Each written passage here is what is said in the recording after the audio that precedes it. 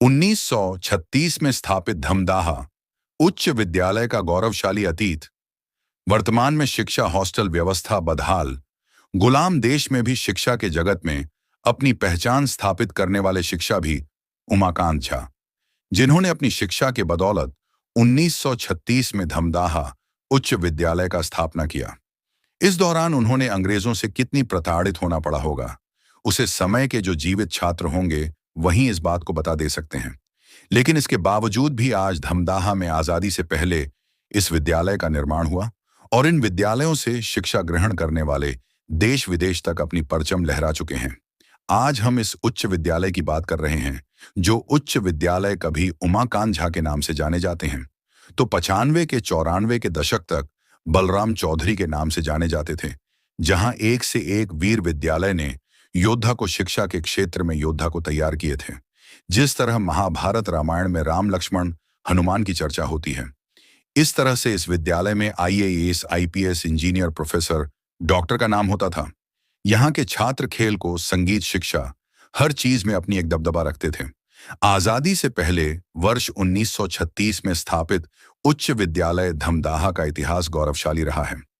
आजादी के बाद बिहार के टॉप 10 स्कूलों में इसका नाम आता था, वहीं जिले में यह तीसरे स्थान पर गिना जाता था। शिक्षा, खेलकूद, संगीत और पुस्तकालय के क्षेत्र में यहाँ के छात्र अव्वल आते थे। कभी आईएएस, आईपीएस, डॉक्टर देता था ये विद्यालय। इस विद्यालय से पढ़कर निकले छात्र IAS, IPS, professor, doctor, engineer बने और एनडीए की ट्रेनिंग पूरी कर आज देश के कोने कोने में उच्च पदों पर पदस्थापित हैं।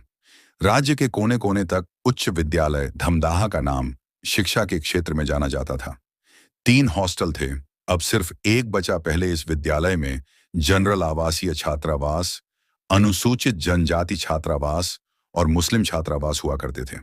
वर्तमान में 9वीं से 12वीं तक की पढ़ाई के लिए सिर्फ अनुसूचित जनजाति छात्रावास संचालित हैं।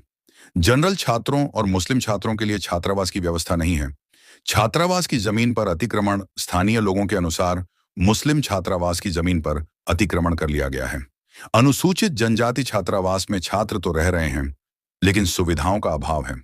90 के दशक के बाद से 2014 गतिविधियां ठप। 90 के दशक के बाद 2014 तक विद्यालय में ऐसी कोई गतिविधि नहीं हुई है जिससे जिला या राज्य स्तर पर इसका नाम अव्वल हो।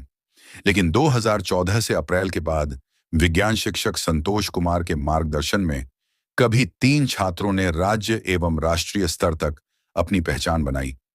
भवन तो बेशुमार, शिक्षा बदहाल। आज यह उच्च विद्यालय भवनों की गिनती में तो बेशुमार है, लेकिन शिक्षा व्यवस्था से लेकर आवासीय की व्यवस्था तक की स्थिति विकट बनी हुई है।